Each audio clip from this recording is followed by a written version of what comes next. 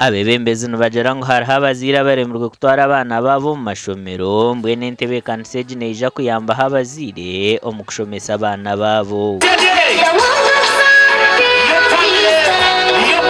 aho twizire ntubona amashomero ga gavumenti naga garukuzamu nabo bariyo nibarugayo nibatabana mu mashomero kandi turiyo ntwengera kutera umuranga umubazaire ngo naba basigire aho kwari amabira baremeireyo habwe imbera zitari zimwe na zimwe turi kuza kutaho hururu iyi turi kuza kutaho ne y'abana abayishyize myaka yo kuza yishomero konka batari kuza hishomero barasiba bahinjire barasiba mu misiri batebi bari gukora bitaragira ki bitarasapotinga ubwegesebo ubwa hataba Hope Ministries batandikira kombeka amashomero hamwe no kushashura abo abari mu mashomero agandi. People said these children could not do it because they were batwa. They said their minds could not think, but they are smart, they are capable. We had 14 that qualified for secondary school last term. Bishop Gerard Tugume mukuru w'ekitongore cy'inamasiko mingi ngo entebeekanisa egi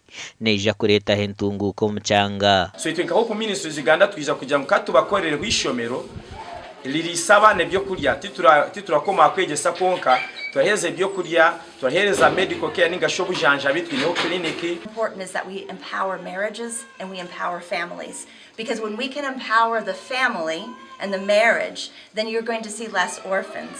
When you see a husband and a wife stay together and they be strong together, then they stay committed. Gasha kwa weza Wilfred.